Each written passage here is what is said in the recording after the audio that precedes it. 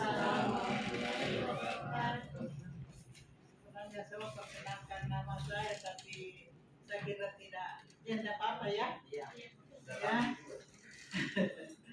Nama saya Dr. Randa Andi Rahmatia MSc. Apa itu Dr. Randa itu? Gelar dulu itu ya. Jadi saya ini sarjana dulu. Ya. Saya adalah dosen Universitas Peparne. Ya, saya kira kita sama-sama tahu semuanya bahwa Ibu Dr. Randa di Rahmatnya itu dari tahun gajah sampai sekarang adalah dosen Universitas Peparne Makassar. Ibu ini membawa mata kuliah manajemen sumber daya manusia dengan kode mata kuliah MK512 ya, pada program studi ilmu administrasi negara. Saya mengajarkan mata kuliah ini dengan sistem delivery, interaction, dan assessment, yaitu bagaimana materi saya bawakan ini bisa diterima dengan baik oleh mahasiswa. Dan bukan hanya menerima begitu saja, mahasiswa juga menerima atau menanggapi secara baik ya, atau tanggapan untuk materi yang Ibu sajikan ini ya, atau Ibu bawakan ini. Mata kuliah ini bertujuan untuk menjelaskan konsep-konsep teori dan fungsi-fungsi MSDM, khususnya sumber daya manusia.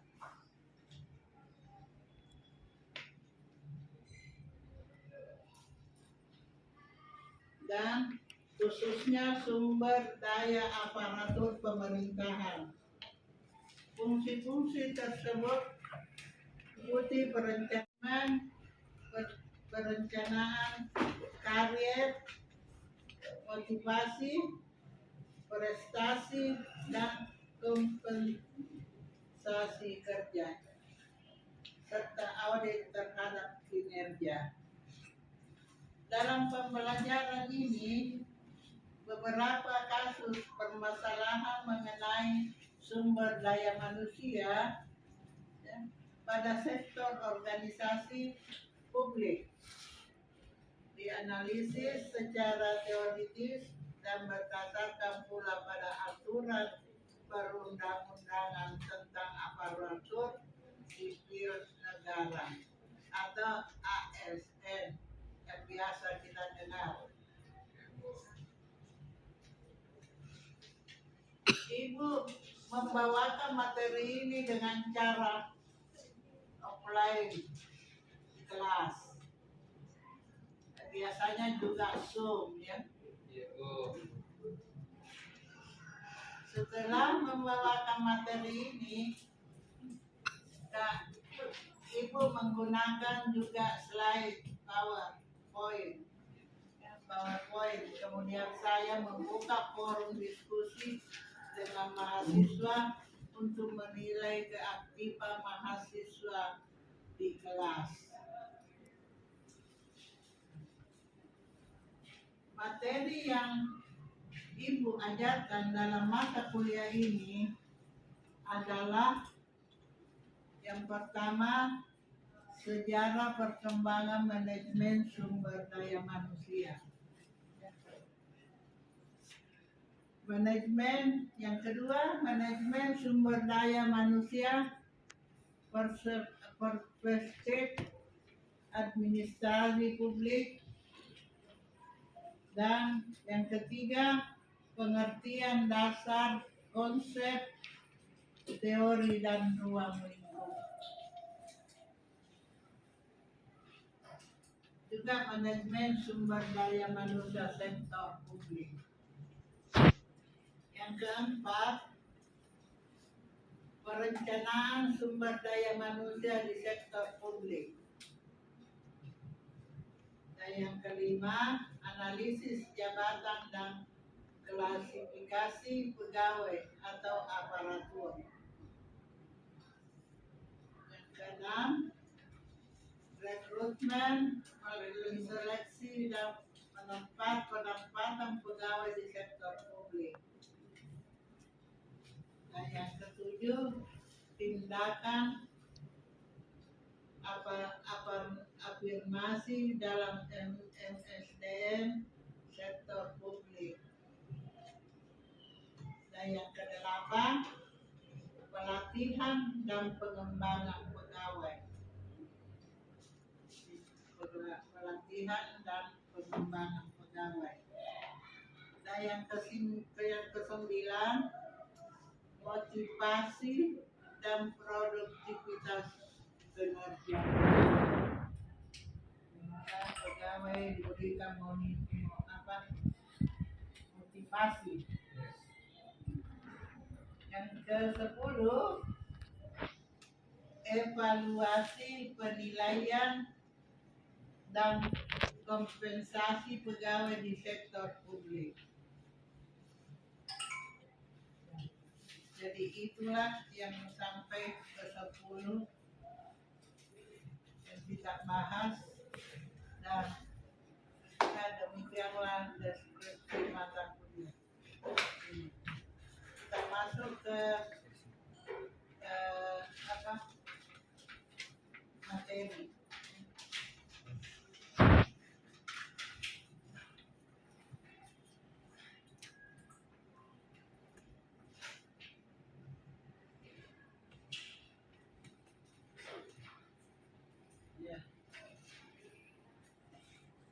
Kita masuk ke materi mengenai definisi MSDM.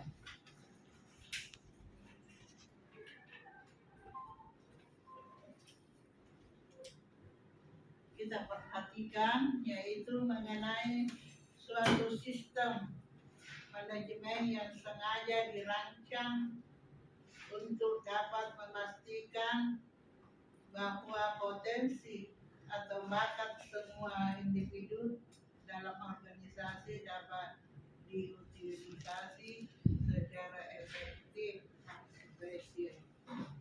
Itu pendapat Johnson 2008.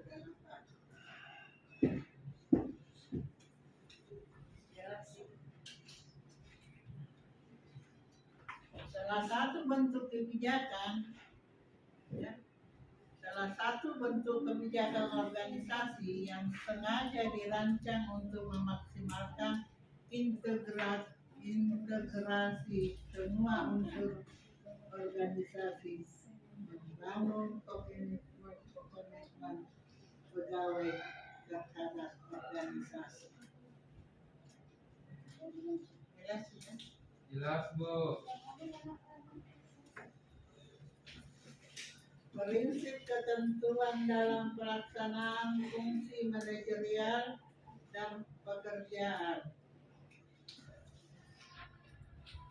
Untuk menghindari kekakuan atau rigidity serta persiapan kualitas, baik dari sisi proses pelaksanaan maupun hasil dari pelaksanaan pekerjaan. 1987.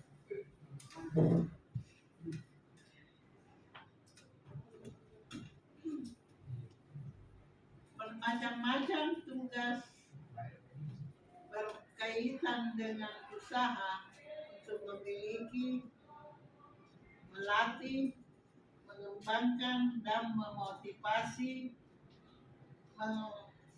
mengorganisasi dan memelihara pegawai.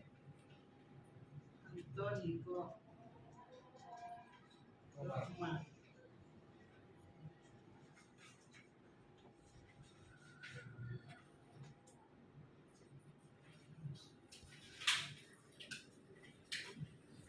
Fungsi-fungsi MSDM.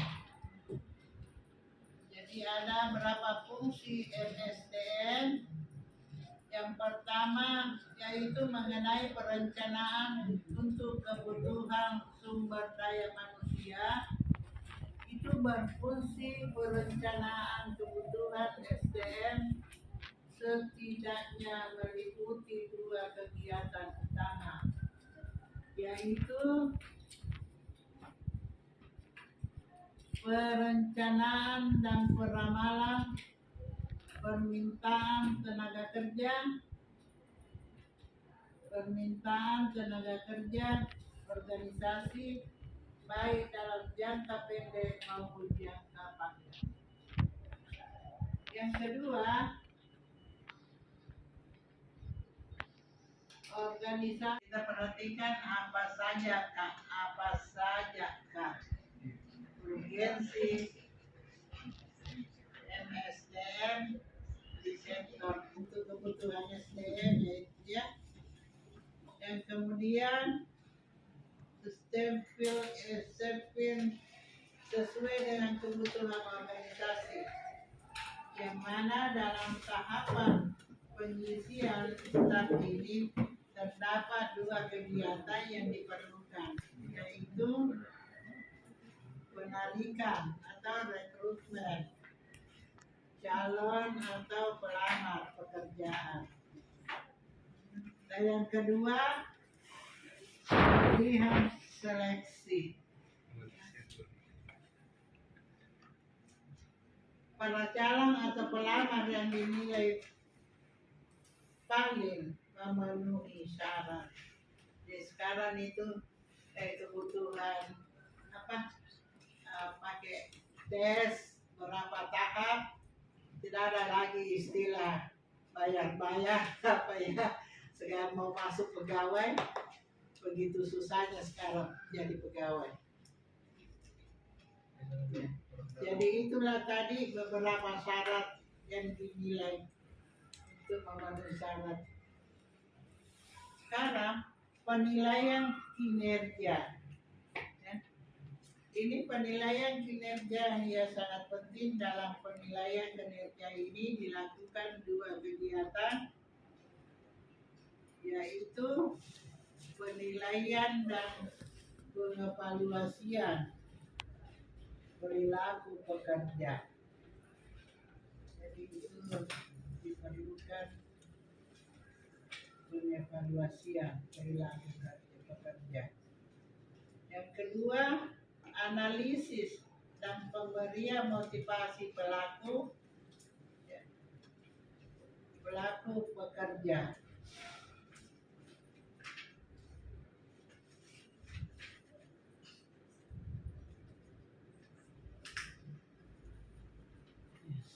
Kita melangkah ke fungsi-fungsi MSDM atau lanjutan dari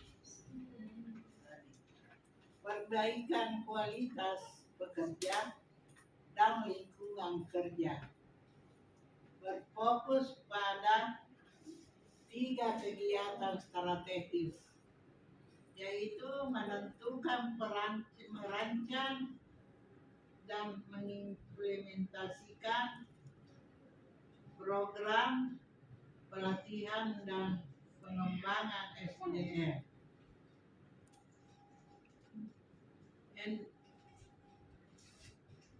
Yang kedua itu memperbaiki kualitas lingkungan, lingkungan kinerja. Dan yang ketiga itu memperbaiki kondisi fisik, itu memperbaiki kondisi fisik pekerja guna memaksimalkan kesehatan dan keselamatan kerja.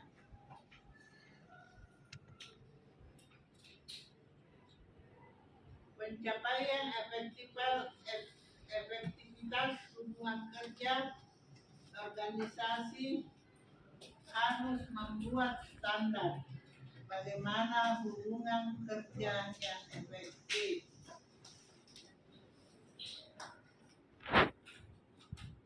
Dapat diwujudkan dalam hal ini terdapat tiga kegiatan utama, yaitu yang pertama mengakui dan menaruh rasa hormat atau respect. Jadi itu ada tiga.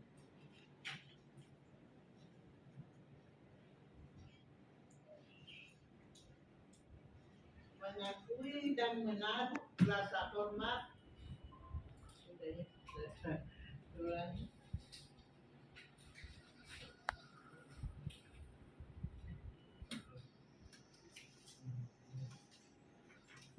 Dua ya. Ya, menetapkan prosedur bagaimana keluhan pekerja disampaikan. Jadi bagaimana pekerja selalu memberikan, kalau ada keluhan pekerja itu selalu disampaikan, melakukan penelitian tentang kegiatan-kegiatan sumber daya manusia. Yang fungsi-fungsi manajemen sumber daya manusia itu ada 11 poin. Ada 11 poin, yaitu bagaimana rancangan atau planning,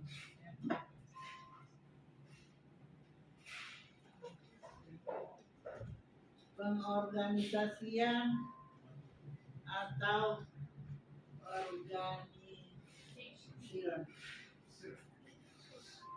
dan pengarahan atau geresten, dan pengendalian atau controlling. Jadi pengendalian atau controlling. Dan yang kelima, pengadaan atau prosedur dan pengembangan. Tadi mungkin ada tanggapan atau pertanyaan dari kalian atau mahasiswa ya? Iya. Baik. Assalamualaikum warahmatullahi wabarakatuh. Waalaikumsalam warahmatullahi wabarakatuh. Terima kasih atas kesempatan yang diberikan. Sebelum itu saya ingin bertanya tentang apa yang dimaksud dengan globalisasi manajemen sumber daya manusia. Sekian, terima Oh kasih. iya, terima kasih. Yang dimaksud sumber daya manusia SDM ya, yaitu suatu proses yang terjadi di mana angkatan kerja atau hukum dan kebutuhan ya, atau kebutuhan organisasi atau dalam biasanya juga perusahaan terus berubah dan berkembang. Kira itu ya. Iya, silakan. Baik, Assalamualaikum warahmatullahi wabarakatuh. Baik, terima kasih atas kesempatan yang diberikan. Saya akan memberikan pertanyaan dalam fungsi-fungsi manajemen sumber daya manusia. Dalam fungsi perencanaan untuk kebutuhan sumber daya manusia, terdapat di situ dua kegiatan utama, yaitu perencanaan dan peramatan permintaan tenaga kerja dan peramalan permintaan tenaga kerja organisasi baik dalam jangka pendek maupun jangka panjang. Nah, pertanyaannya itu coba dijelaskan mengenai orientasi jangka panjang. Iya, terima kasih. Kebudayaan yang menunjuk pada nilai-nilai yang dimiliki oleh orang atau menemukan masa depan ya, yang bertentangan dengan nilai-nilai jangka pendek yang fokus pada masa sekarang dan masa yang lalu. Saya kira itu.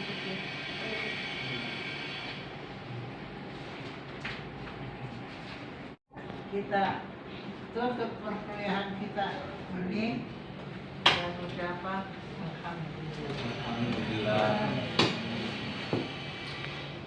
Cut.